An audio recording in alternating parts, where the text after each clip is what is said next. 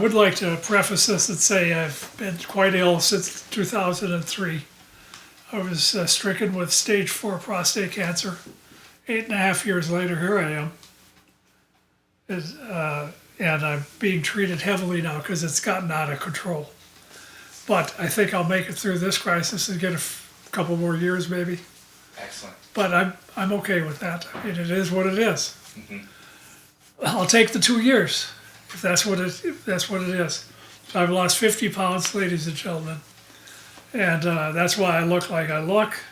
My voice is probably off, but anyway, I can still think. That's the main thing. When I went to Berkeley, I was intending on majoring in physics, which was my passion. I took the first course in physics there, didn't understand half of what was going on.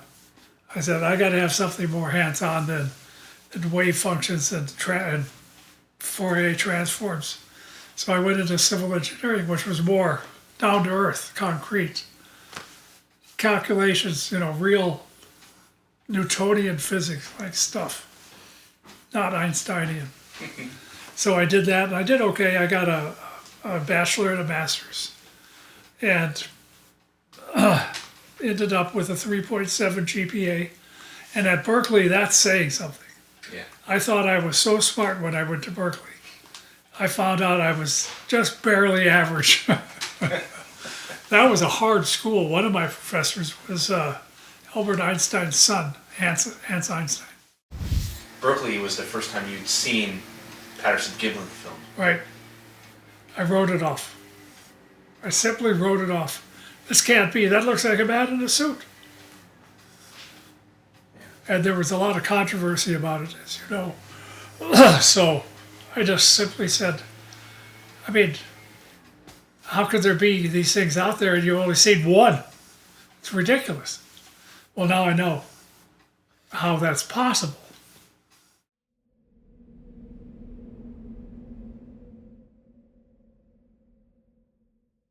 I had this family reunion. My cousin Gordy said, what do you think about that Patterson-Gimlin film? I said, I think it's bullshit.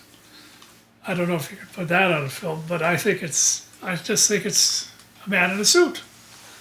He says, no, it's not a man in a suit. They couldn't possibly walk like that, and they couldn't have that gait, and they couldn't have been that tall, and all this stuff. And he kept after me. And finally I said, Gordy, tell you what I'll do.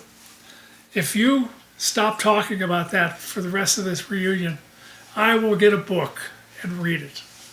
So when I got back home, I bought Jeff Meldrum's book, Sasquatch, Legend Meets Science. Yeah, circumstantial evidence. And then I got to the last chapter, DNA. And it was like a light went on.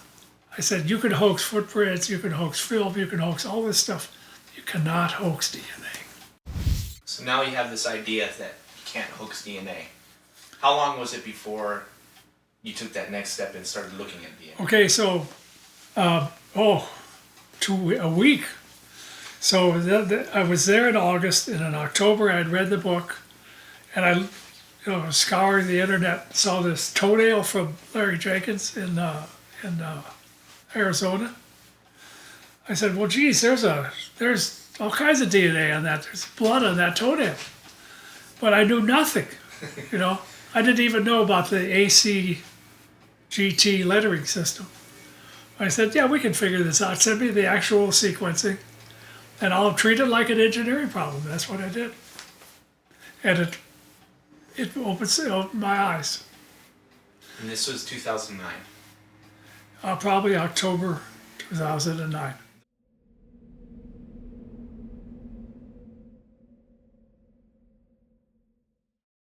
In December 2009, we were already far enough along to know we had to test more stuff. And we found Melba Ketchum and talked to her. And she was very receptive. She was okay. It sounded good. So I went to Texas and met with her with the toenail. And I talked to her I was there 3 or 4 days. And she said, this is interesting. Let's get started. So I paid her some money to start on the toenail, and she tested it and the whole genome, and she says, well, it looks like it's within human ranges. I said, okay, that's fine. What did I expect anyway? So maybe it's a hoax, but maybe not. How do you find out? Test another one. So we tested some other DNA from a different researcher, and lo and behold, of all things, it came out with the same mitochondrial leaf. And that mitochondrial leaf, according to the literature, not according to me, lived in subglacial Europe 15,000, 20,000 years ago during the late Wisconsin glacial events. That particular clan of humans was spread out through Europe, and so they survived the glacial period. But all of a sudden, some strange anomalies occurred, both on the mitochondrial and nuclear sides. These anomalies on the mitochondrial side were not huge because they only had 15,000 years. We saw maybe three differences from any modern human in the database. That's not enough. But when you get two of them that have three differences each, that are not the same differences, but different differences, you can say, well, those two trace back to the same mitochondrial leaf 15, 20,000 years ago. And one has mutated to the two or three or four mutations, and one is mutated to a different 2 or 3 or 4. Then you could say they're linked back. One was from the northeast, and one is the toenail from the southwest. And I said, Melba, we're onto something here.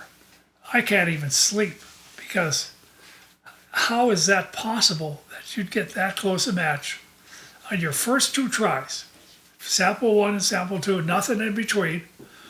What's the odds of that? Then I ran my calculations statistically, and the odds were 2% that they could have been hoaxes or misidentifications, or just random humans, and 98% that they were not random humans or misidentifications, that they were a new subspecies that was evolving. So then Adrian Erickson and I talked to Ketchum and said, look, you got to get testing the nuclear. And she agreed, but she says, pay me and then I'll do it. So Adrian paid her for nuclear testing. I don't have that kind of money. And she did it, and she gave me some results for 3 samples 1, 2, and 4 actually. And they were non-human. Not by a lot, but by enough to say that these weren't human. But nobody knows how to connect the dots. So they don't think like an engineer, they think like a geneticist. They take each piece of evidence on its own with no connecting the dots. And these are PhD experts, and I've only got a master's degree from Berkeley. What the hell does that mean? Well, it means that I can analyze data and not just jump to conclusions based on something that's 15, 20,000 years old. My God.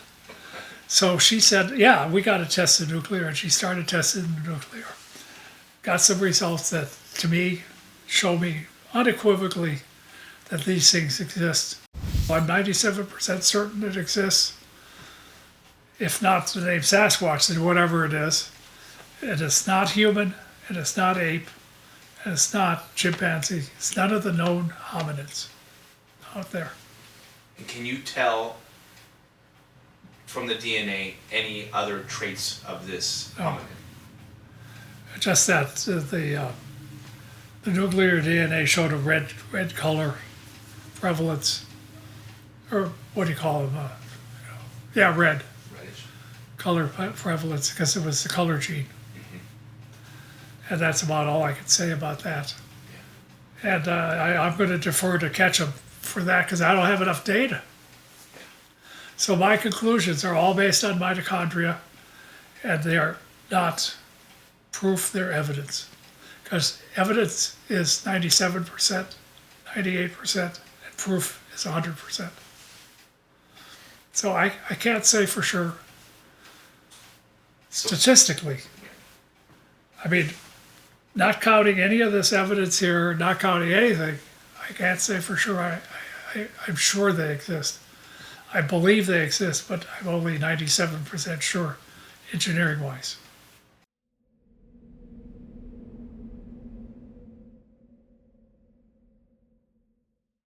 What happened was that particular insight, which is what I call connecting the dots. I told Ketchum about it. She picked up on it. She's a smart woman. And she said, let's go and test the nuclear. And when she tested that, she said, she must have said, holy smokes. And then she lawyered up. And our relationship went to hell in a handbasket. She asked me to sign an NDA that was so ridiculous.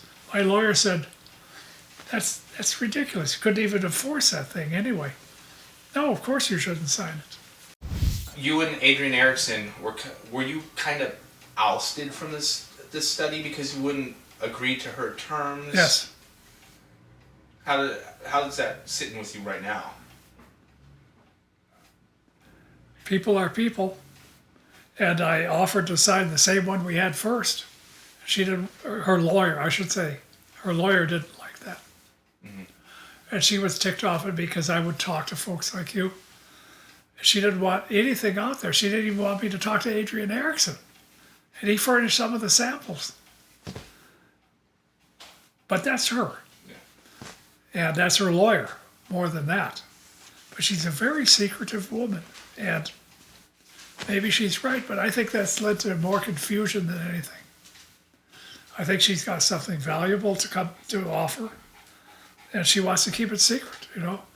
And I believe it's in the dollars. I do. So she's been trying to publish for the last year or so. And my understanding is the first time she was rejected. And the reason was she presented a hypothesis that was not scientifically verifiable. That was the reason given over the internet. Whether it's true or not, I don't know. But now she seems to think she's been accepted, and who knows. But I'm not very harsh with her because she's very good. And even though she's really ticked off at me in a lot of regards, it's all personal. It's not scientific. And it's because she doesn't want me talking, like on the here. But I'm talking. I mean, I don't have an NDA with her, so. It's still unknown how much credit you're going to receive at this point in time. She said she'd give me credit if I'd make a public apology, and if this is it, fine. If it's not it, it's not going to work. Right. I mean, it's what it is. I don't care. I'm not looking for notoriety. But we are doing a parallel DNA study. I have 6 samples sitting upstairs to be sent into the study, which is going to be done outside of North America.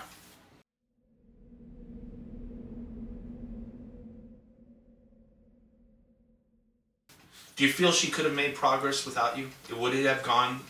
Wouldn't have gone anywhere because she didn't realize that connecting the dots shows a link between sample 1 and 2.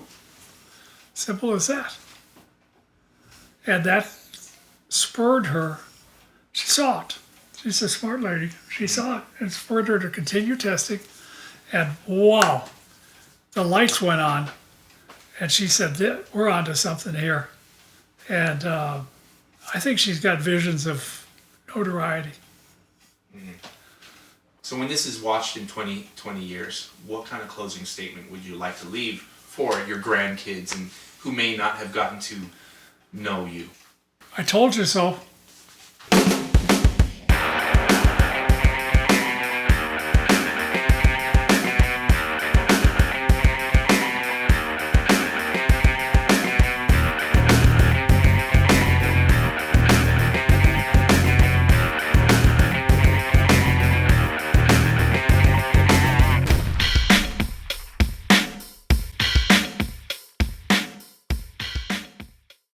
I'm a tough old bastard and a grumpy old man.